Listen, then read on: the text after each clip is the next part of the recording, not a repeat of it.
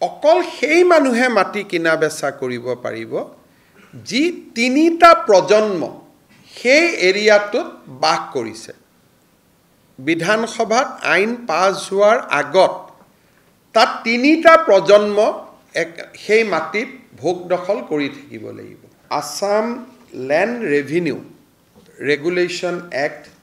1886 যেটো আমাৰ যিখন আইনৰ দ্বাৰা অসমৰ গোটেই ভূমি ব্যৱস্থা পৰিচালিত হয় এই আইনখনৰ নাম হৈছে Assam land and revenue regulation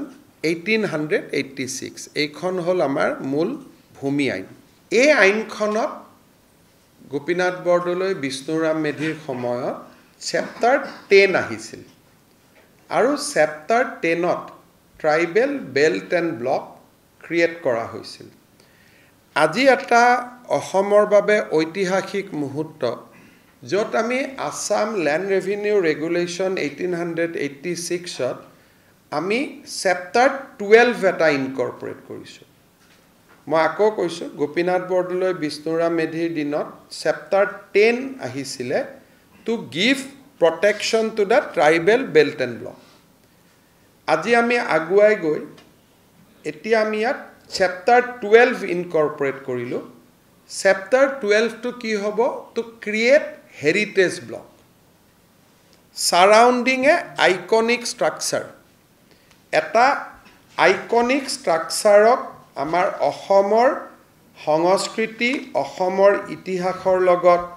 জড়িত যি আমাৰ সাংস্কৃতিক ঐতিহ্য আছে সেই ঐতিহ্যক সামৰি আমি চেপ্টাৰ 12 আনিলোঁ আৰু we created a heritage block today heritage ব্লকত কি হ'ব যে ইট উইল বি ইয়াক এটা আইকনিক ষ্ট্ৰাকচাৰৰ আধাৰত নিৰ্মাণ কৰা হ'ব যে বৰদোৱা এটা আইকনিক ষ্ট্ৰাকচাৰ বৰপেটা এটা আইকনিক ষ্ট্ৰাকচাৰ মাজুলীৰ সত্ৰসমূহ এটা আইকনিক ষ্ট্ৰাকচাৰ যদি আৰু কোনোবা আইকনিক ষ্ট্ৰাকচাৰৰ পৰামৰ্শ আহে তাকো আমি ল'ব পাৰিম ই 250 বছৰৰ পুৰণা হ'ব লাগিব চৰাইদেউ মৈদাম আইকনিক ষ্ট্ৰাকচাৰ গতিকে ইট কেন বি ৰিলিজিয়াছ ই ধৰ্মীয় হ'ব পাৰে ই সাংস্কৃতিকো হ'ব পাৰে বা ঐতিহাসিকো হ'ব পাৰে ইয়াক আমি এটা আইকনিক ষ্ট্ৰাকচাৰ বুলি ধৰি ল'ম আৰু এই আইকনিক ষ্ট্ৰাকচাৰটোৰ 5 কিলোমিটাৰ এৰিয়া আমি প্ৰটেক্ট কৰিম বৰদোৱা সত্ৰৰ 5 কিলোমিটাৰ বৰপেটাৰ 5 কিলোমিটাৰ আজিৰ আইনখনত আমি সত্ৰ বা কাৰো নাম দিয়া নাই আমি কৈছোঁ চৰকাৰে সেইটো ডিক্লেয়াৰ কৰি থাকিব পাৰিব লিষ্টখন বঢ়াই থাকিব পাৰিব খালি কণ্ডিশ্যন এটা ই 250 বছৰৰ পুৰণা হ'ব লাগিব এতিয়া 250 বছৰৰ পুৰণা অসমত যিমান মন্দিৰ মঠ ঐতিহাসিক স্থান আছে সকলোবিলাকক আমি এই প্ৰটেক্টেড এৰিয়াৰ মাজত আনিব পাৰিম প্ৰটেক্টেড এৰিয়াত কি হ'ব ইয়াত অকল সেই মানুহে মাটি কিনা বেচা কৰিব পাৰিব যি তিনিটা প্ৰজন্ম সেই এৰিয়াটোত বাস কৰিছে বিধানসভাত আইন পাছ হোৱাৰ আগত তাত তিনিটা প্ৰজন্ম সেই মাটিত ভোগ দখল কৰি থাকিব লাগিব আৰু তেওঁলোকেহে সেই অঞ্চলত মাটি কিনা বেচা কৰিব পাৰিব অৰ্থাৎ বটদ্ৰৱা সত্ৰৰ 5 কিলোমিটাৰৰ ভিতৰত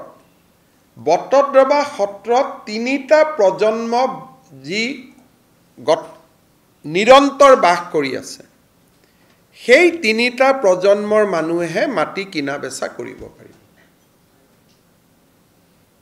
বৰপেটা সত্ৰখনক যদি আমি চেণ্টাৰত লৈ লওঁ বৰপেটা সত্ৰৰ 5 কিলোমিটাৰ যি এৰিয়া হ'ব সেই এৰিয়াৰ মাটি অকল সেই অঞ্চলত তিনিটা প্ৰজন্ম বাস কৰি থকা মানুহে সেই মাটি কিনা বেচা কৰিব পাৰিব মোৰ অসমত তিনিটা প্ৰজন্ম হলে নহব সেই নিৰ্দিষ্ট হেৰিটেজ ষ্ট্ৰাকচাৰটোৰ 5 কিলোমিটাৰৰ আশে-পাশে মোৰ 3টা প্ৰজন্ম হ'ব লাগিব অৱশ্যে যোনে ইতিমধ্যে মাটি কিনি লৈছে তেওঁলোকক উচ্ছেদ কৰাৰ কথা নুঠে কিন্তু কাবাৰ যদি মাটি ৰেজিষ্ট্ৰেচন হোৱা নাই একচনীয়া পট্টা হৈ আছে বা কিবা হৈ আছে আইনৰ গণ্ডিৰ ভিতৰত আহি যাব যদি অলৰেডি ৰেজিষ্ট্ৰেচন হৈ গ'ল ক্লিয়াৰ পজিশন হৈ গ'ল তেতিয়া বেলেগ কথা এই আইনখনত বৰ্তমান আমি কিন্তু মাজুলীৰ ক্ষেত্ৰত এটা এক্সেপশ্যন আছে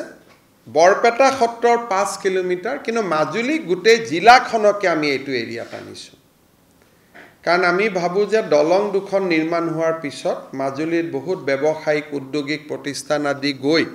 মাজুলীৰ আধ্যাত্মিক ঐতিহ্যটো বিনষ্ট কৰি দিব পাৰে সেইকাৰণে মাজুলীৰ মাটি এতিয়াৰ পৰা মাজুলীত 3টা প্ৰজন্মই যি বাস কৰিছিল তেওঁলোকেহে কিনা বেচা কৰিব পাৰিব মাজুলীৰ ক্ষেত্ৰত সেই এক্সেপশ্যনটো অনা হৈছে বাকিৰ ক্ষেত্ৰত 5 কিলোমিটাৰ কিন্তু মাজুলীৰ ক্ষেত্ৰত পুৰা জিলাখন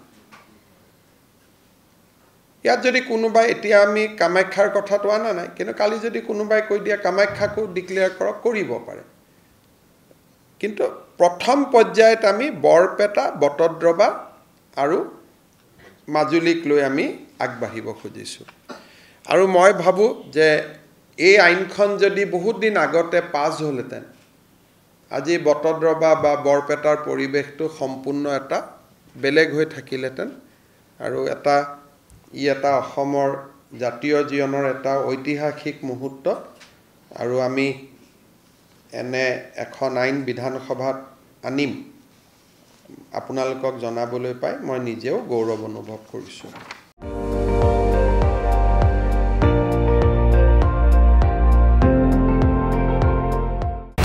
আপুনি চাই আছে ND24 সৰ্বশ্ৰেষ্ঠ নহয় সৰ্বোত্তমৰ দৌৰ